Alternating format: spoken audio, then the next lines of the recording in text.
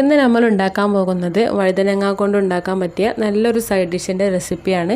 ഇത് ചോറിൻ്റെ കൂടെയൊക്കെ കഴിക്കാൻ നല്ല ടേസ്റ്റാണ്. അപ്പോൾ നമുക്കിത് എങ്ങനെ ഉണ്ടാക്കാൻ നോക്കാം. അതിനായിട്ട് ഞാനിവിടെ 5 വഴുതന എടുത്തിട്ടുണ്ട്. ഇതേപോലെ നീളത്തിലുള്ള വഴുതനയാണ് എടുത്തിട്ടുള്ളത്. ഏത് വഴുതന വേണമെങ്കിലും എടുക്കാം. ഇതൊന്ന് കട്ട് ചെയ്തെടുക്കണം. അപ്പോൾ ഇതേപോലെ കുറച്ച് കട്ടിയിലായിട്ടാണ് കട്ട് ചെയ്തെടുത്തിട്ടുള്ളത്. ഇതിൻ്റെ കറയൊന്നും പോയി കിട്ടാൻ വേണ്ടിയിട്ട് കുറച്ച് വെള്ളം ഒഴിച്ച് വെച്ചിട്ടുണ്ട്. തീരെ ചെറിയതായി കട്ട് ചെയ്തെടുക്കുമ്പോൾ അത് നമ്മൾ കുക്ക് ചെയ്തെടുക്കുന്ന സമയത്ത് പെട്ടെന്ന് തന്നെ കുഴഞ്ഞു പോകും. അപ്പോൾ അതിനാലാണ് കുറച്ച് കട്ടിയിലായിട്ട് കട്ട് ചെയ്തെടുത്തിട്ടുള്ളത്. ഇത് ഉണ്ടാക്കാനായിട്ട് ഒരു ചട്ടി അടുപ്പത്ത് വെക്കാം. ഈ ചട്ടിയിലേക്ക് 2 ടീസ്പൂൺ വെളിച്ചെണ്ണയാണ് ഒഴിച്ചു കൊടുത്തിട്ടുള്ളത്. ഈ വെളിച്ചെണ്ണ നല്ലോണം ചൂടായി വന്നാൽ ഇതിലേക്ക് 1 ടീസ്പൂൺ കടുക് ഇട്ട് കൊടുക്കാം. കടുക് നന്നായിട്ട് പൊട്ടി വന്നിട്ടുണ്ട്. ഇനി ഇതിലേക്ക് ഇട്ട് കൊടുക്കുന്നത് വെള്ളുള്ളിയാണ്. അപ്പോൾ ഇവിടെ 6 അല്ലി വെളുത്തുള്ളി ചതച്ചെടുത്തതാണ്, അതിട്ട് കൊടുക്കാം.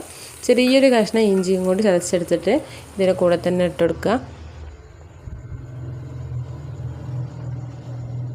ചെറുതായിട്ടൊന്ന് വഴറ്റിയ ശേഷം ഇതിലേക്ക് ഒരു സവാള കട്ട് ചെയ്തെടുത്തതാണ്. മീഡിയം സൈസിലുള്ള സവാള കട്ട് ചെയ്തിട്ട് ഇതിലേക്ക് ഇട്ടെടുത്തിട്ട് ഒന്ന് വഴറ്റിയെടുക്കാം.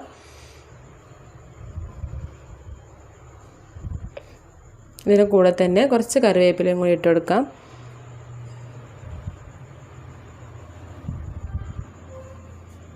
ചെറുതായിട്ടൊന്ന് വഴന്ന് വന്നാൽ ഇതിലേക്ക് വേണ്ട പൊടികൾ ചേർത്ത് കൊടുക്കാം. അതിനായിട്ട് 1/4 ടീസ്പൂൺ മഞ്ഞൾപ്പൊടി ഇട്ടെടുത്തിട്ടുണ്ട്.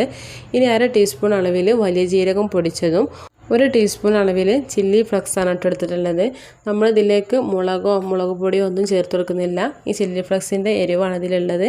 അപ്പോൾ അത് ആവശ്യത്തിന് ഇതിട്ട് കൊടുക്കാം. ആവശ്യത്തിനനുസരിച്ച് കൂട്ടിയും കുറച്ചും ഇട്ട് കൊടുക്കാം.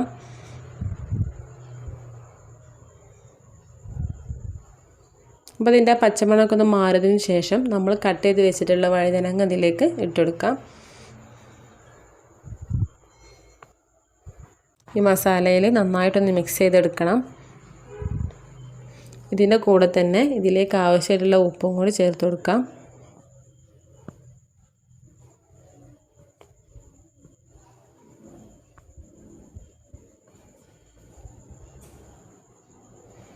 നല്ലപോലെ മിക്സ് ആക്കിയതിന് ശേഷം ഒന്ന് അടച്ച് വെച്ചിട്ട് വേവിച്ചെടുക്കാം.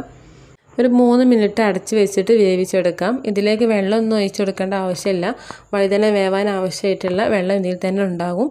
ഇതിനിടയിലൊന്ന് തുറന്ന് നോക്കിയിട്ട് ഇളക്കി കൊടുക്കുന്നുണ്ട്. അടിയിലൊന്നും പിടിക്കാതിരിക്കാൻ വേണ്ടിയിട്ടാണ് ഇളക്കി കൊടുക്കുന്നത്. ഒന്ന് അടച്ച് വെക്കാം. അപ്പോൾ ഇത് വേവാൻ തുടങ്ങിയിട്ട് ഏകദേശം 3 മിനിറ്റ് ആയിട്ടുണ്ട്. നമുക്കിതൊന്ന് തുറന്ന് നോക്കാം. അപ്പോൾ അതാ നമ്മുടെ വഴുതന നല്ല പോലെ വെന്ത് കിട്ടിയിട്ടുണ്ട്.